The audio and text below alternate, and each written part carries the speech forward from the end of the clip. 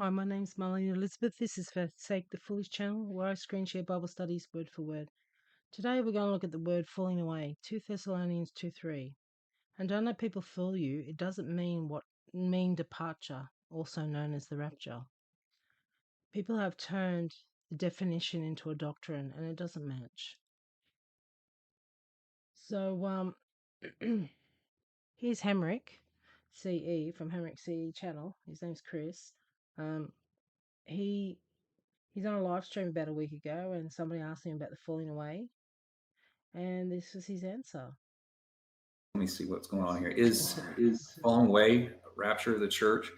You know, Lee Brainerd made an argument against it because of his knowledge in the Greek. I think that what Paul said, he doubled up on. So if you go back to the passages where it says the falling away, first off, it doesn't say falling away from the faith. The word apostasy just means departure. And I made an argument that it says there's a departure and then the man of sin be revealed. And if Paul didn't reiterate that exact same thing, but in a different way, it's been a while since I've actually read it, but then he says something similar, and then the man of sin is or revealed or something like that.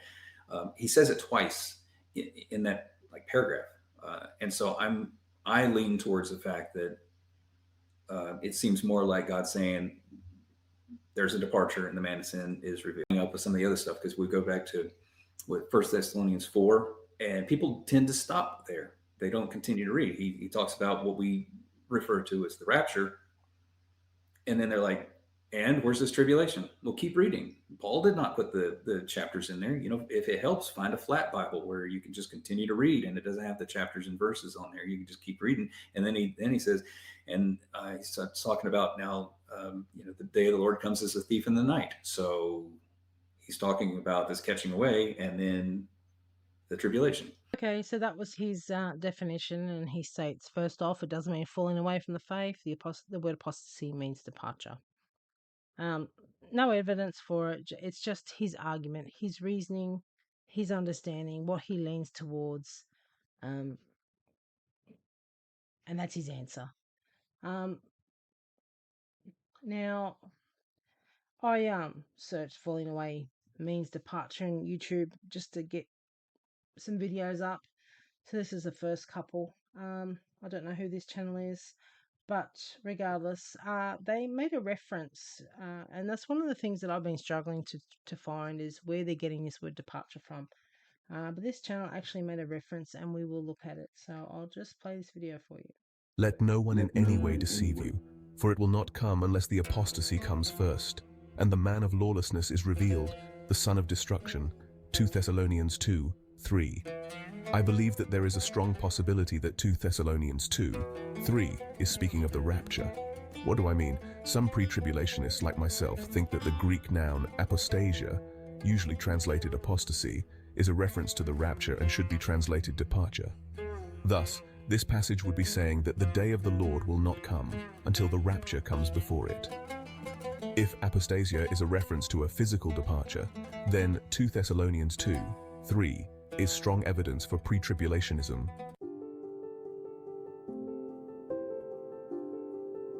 The Greek noun apostasia is only used twice in the New Testament.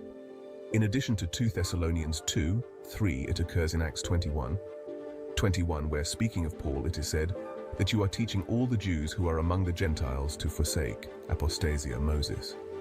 The word is a Greek compound of apo, from, and istemi, stand. Thus, it has the core meaning of away from or departure. The Liddell and Scott Greek lexicon defines apostasia first as defection, revolt, then secondly as departure, disappearance. Okay, so they've pulled the reference from the Liddell, Stott, and Jones lexicon, and we'll take a look at that in a minute, but I'll just take you to another video, and this is very common where they're getting departure from. I'll let him explain it. Comes first. The following chart shows the history of the English Bible with respect to the translation of the Greek word apostasia.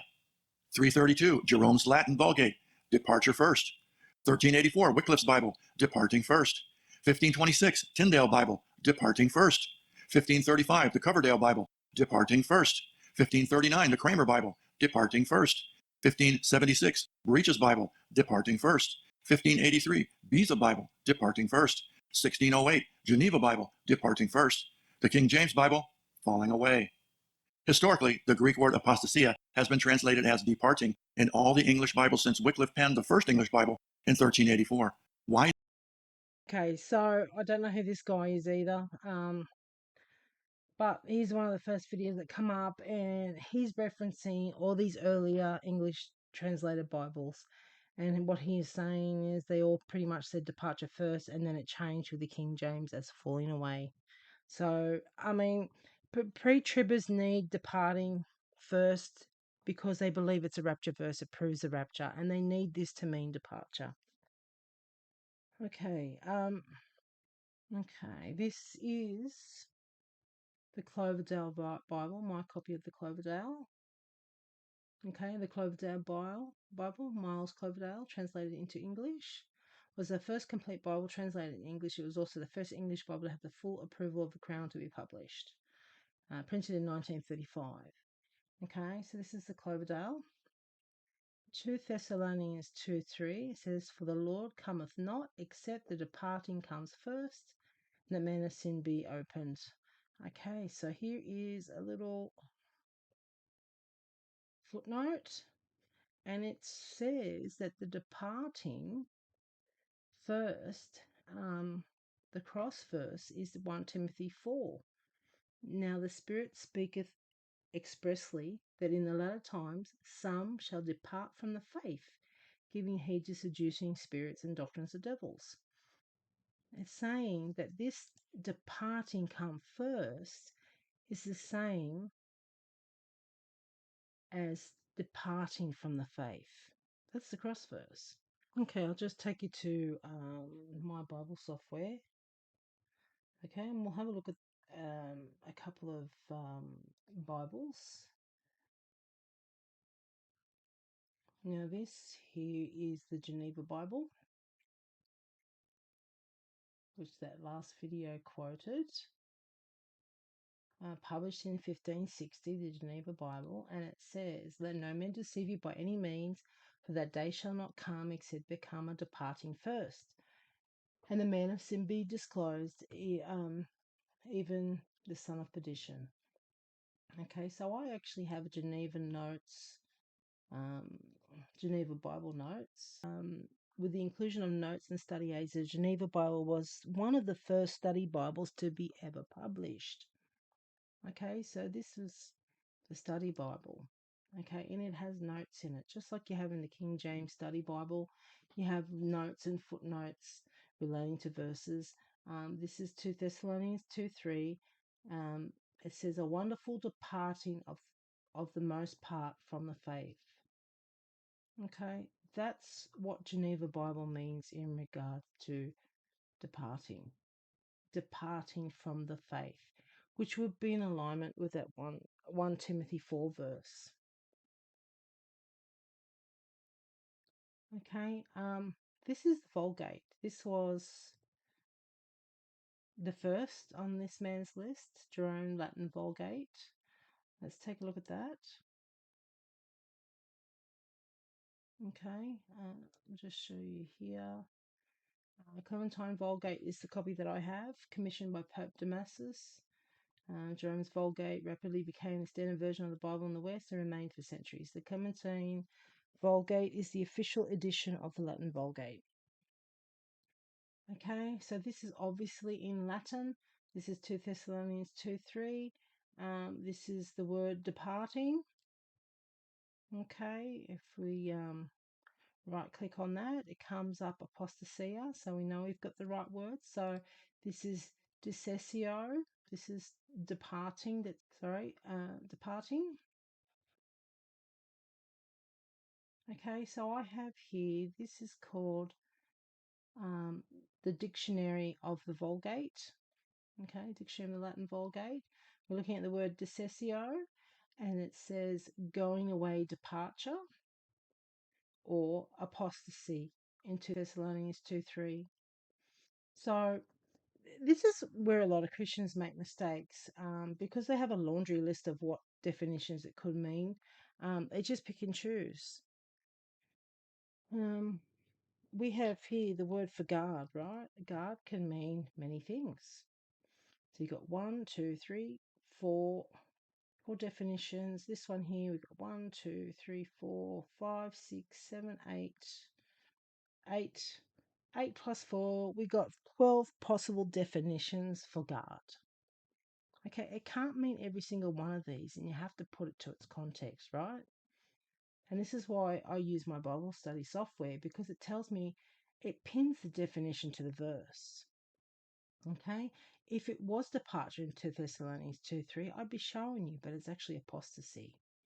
So even though in the Latin it translates into English as departure, that word departure, even though it's translated in English, it doesn't mean departure as in rapture. The meaning is apostasy.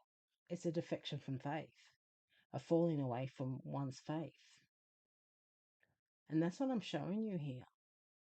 This is an early English Bible. It says departing from the faith. Dissessio. It's not departure, it's apostasy. This is departure. In Acts 20:29. For I know this, after my departing. See? Acts 21:21. This is the word forsake. Gentiles to forsake Moses. But in 2 Thessalonians 2:3, it's apostasy. I hope you can see that. So here you have the Geneva Bible that says departing from the faith, and the Cloverdale Bible cites 1 Timothy 4, that is, in the latter time some shall depart from the faith. Okay, so the people that believe in the pre-tribulation rapture doctrine, they need this verse to mean departing. Now, I've given you the LSJ where they quote, okay, it's rebellion against God and apostasy, 2 Thessalonians 2:3. Doesn't mean departure, disappearance. It's rebellion against God. That's their one reference. Now, I've given you the Geneva Bible. The departing means departing from faith. And the cross-reference for the Cloverdale Bible quotes 1 Timothy 4:1, departing from the faith in the latter days. So let's just take a look at the word departing. Probably already showed you this. It's defection from truth, apostasy. The BDAG lexicon, it says, of rebellion caused by the lawless one in the last days, 2 Thessalonians 2:3.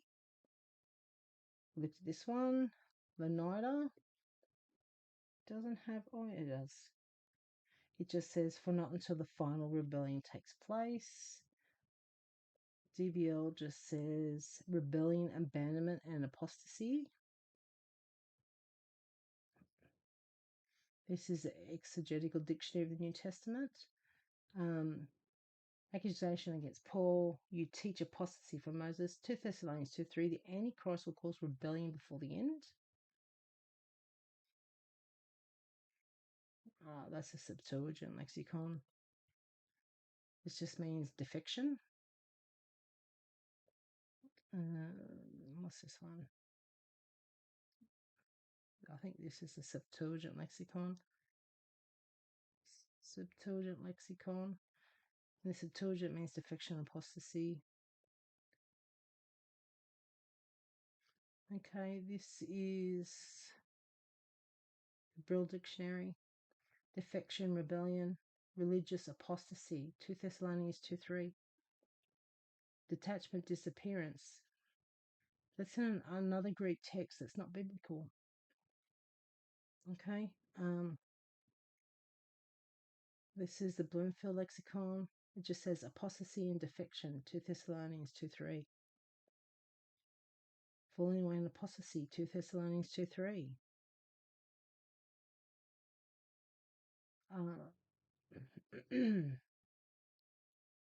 One foretold by him. falling away.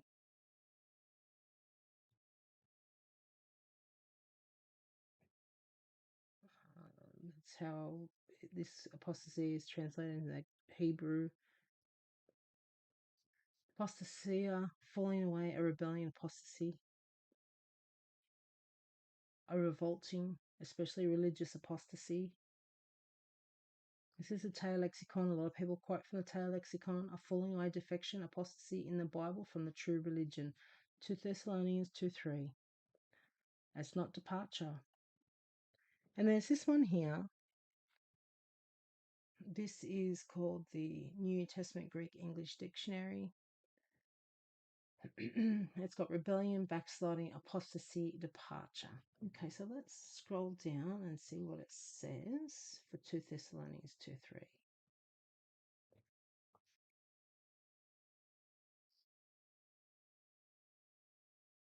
Okay, let's just scroll up here. New Testament usage. When apostasy was appropriated by the writers of the New Testament, its definition was primarily understood as religious backsliding. It is true that apostasy is used only once in the New Testament, but the use could not be more illustrative and representative of the phenomenon. The first appearance of apostasy refers to the abandonment of the religion of Moses. The second time, it probably refers to forsaking the Christian faith. The Christian leaders in Jerusalem told Paul a rumor had spread which said he taught other Jews to forsake Moses. Apostasy occurs here and carries with it all the Old Testament understanding of the concept of rebellion. When Paul himself used apostasy in 2 Thessalonians 2:3 to describe the falling away, which would come and which would climax in the last days, he understood apostasy to have religious connotations. He evidently called upon a word with a recognized meaning because he did not feel compelled to elaborate or attempt to describe this event. The New Testament understanding of apostasia is rooted in the Old Testament. When Paul used it in reference to a final falling away, he was probably reflecting a thought commonly found in Jewish apocalypses. Excuse me. Judaism thought that immediately prior to the Messianic age, there would be a period of apostasy. They even spoke of an anti-Messiah who would present himself as a great deceiver and destroyer. These concepts were accepted, albeit modified by Paul. He placed his final apostasy during the period prior to the final return of Christ. Since Paul spoke of the rebellion, apostasia, this implies that the subject was well known to his readers. The New Testament offers consistent instruction about this matter. It should be mentioned, however, that the earliest English Bible translations used a secondary meaning of the word. 2 Thessalonians 2:3. William Tyndale rendered it departing. Cloverdale, Kramer, and the Geneva version render it the same way. E. Schuller English, Rethinking the Rapture, page 68, points to this in his exegesis of 2 Thessalonians 2:3 and holds that the departure which must occur before the man of sin can be revealed is the departure of the church, the rapture. This would be a strong argument for the pre-tribulation rapture. He admits, however, that the primary biblical meaning of the Greek word is a removal from God and his truth through apostasy and rebellion.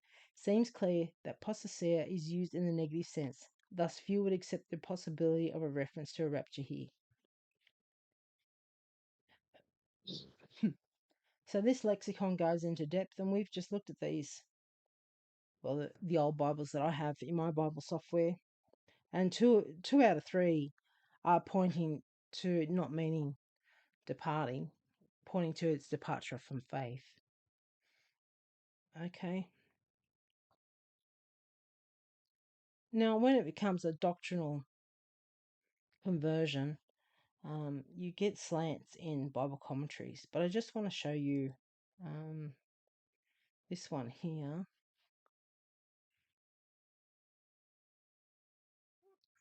This is New Testament. This is a commentary of the early commentators, the early Greek commentators. Just want to show you here. Oh, no, that's not here. Here. Masked Heretics. Cyril of Jerusalem is a bishop of Jerusalem after 350 and the author of something homilies. So he was 315, 386 AD. And he says, such is Paul's account, and we have reached the falling away. Men, that is, have fallen away from the true faith. Some proclaim that the identity of the Father and Son, others dare to assert that one should believe Christ has come into existence without non-existence. Okay, so this is, 300 BC. And he is saying the falling away is from the true faith. So I believe that it's always been a falling away from faith, even as far back as then. So just because we see the word apostasia translated as departing doesn't mean that that's the definition. It's departing from faith. I hope you can see this. A wonderful departing of the most part from the faith. That's the Geneva Bible notes. It's a departing from faith. And just because the King James is the first Bible to say a falling away, maybe the falling away is a bit more accurate than departing. Wouldn't you agree? So just one more place I want to take a look. Look at my trusty Webster's 1913 dictionary and put in the word apostasy. Apostasy, apostasia from the Greek, a standing off from, a defection from. Okay, defection from truth. That's what the Strong says. An abandonment of what one has voluntarily professed, a total desertion of departure from one's faith, principles or party, especially the renunciation of a religious faith, as Julian's apostasy from Christianity. So here we have a 1913 dictionary that is saying it is a departure from one's faith. There are so many witnesses to it being if you're going to use the word departure, it's from one's faith. It's not departure as in caught up in the air to meet the Lord, the rapture. It doesn't mean that. And we can knock this out, this silly argument, by just looking up the English word, looking at what the words mean. And I'm surprised that when I did a falling away from departure, I'm just surprised at how these people, as far as their research is concerned, how far they went. They went as far as, okay, so it's been translated as departure. It must mean departure up into heaven to meet the Lord in the air. It's an assumption. They didn't even look at what the word means. They didn't even pull out the Strongs. So yeah, that's my quick little video. I hope we can put to bed this argument. The LSJ does not say departure or disappearance. And the Old English Bibles, at least two of the ones that I have in my Bible software, two of them are saying departure from faith, not departure as in rapture. It's when you really want something, you just see everything as a rapture, and it's not really there. The pre-tribbers are changing things to fit their doctrine and not really looking. They just seem happy and content that these old Bibles just say departure, but the departure is not a definition. It's not what the word means. It's not what apostasia means. This is Marlene Elizabeth signing off. Bye for now. For it all, oh God, I say I love you. For the cross you bore, every nail and thorn. For it all, oh God, I say I love you. All I have inside, heart, soul, and mind. For it all, oh God, I say I love you.